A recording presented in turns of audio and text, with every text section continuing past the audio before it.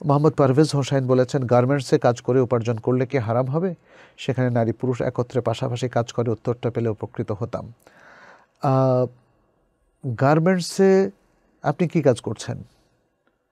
যদি এমনটা হয়, পারভেজ হোসাইন, আপনি একজন পুরুষ, আপনি সেখানে একটা সেক্টর ম্যানেজার, নারী পুরুষের সাথে অবাধ মেলামেশার সাথে আপনার কোনো রিলেশন নেই, আপনি আপনার কিছু অ্যাডমিনিস্ট্রেটিভ কাজ করেন যেখানে কোনো ধরনের নারীদের সাথে কোনো ইন্টারাকশান হয় না, তাহলে আপনার উপার্জন তো জায়েজ হবে, কারণ এটা পোশাকের কারখানা, গার্মেন্টস পোশাকের কারখানা।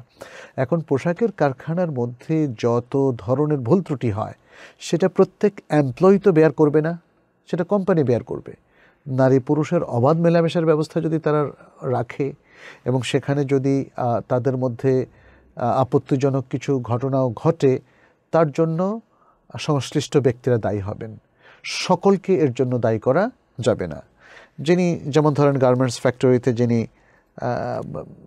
যিনি হয়তো ইলেকট্রিশিয়ান, অথবা যিনি দারোয়ান, অথবা যিনি ড্রাইভার, তাহলে এদেরকে কেউ সেটা বহন করতে হবে না, সেটা বহন করতে হবে না।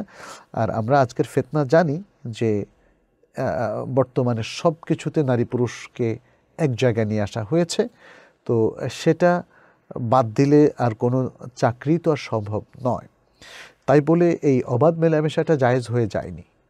আবার এটাও ঠিক, কোম্পানিতে অবাধ মেলামেশা থাকার কারণে সকলের ইনকামও হারাম হয়ে যায়নি। বিষয়টা বোঝার জন্য আমি এভাবে বলেছি, আশা করি বুঝতে পেরেছেন।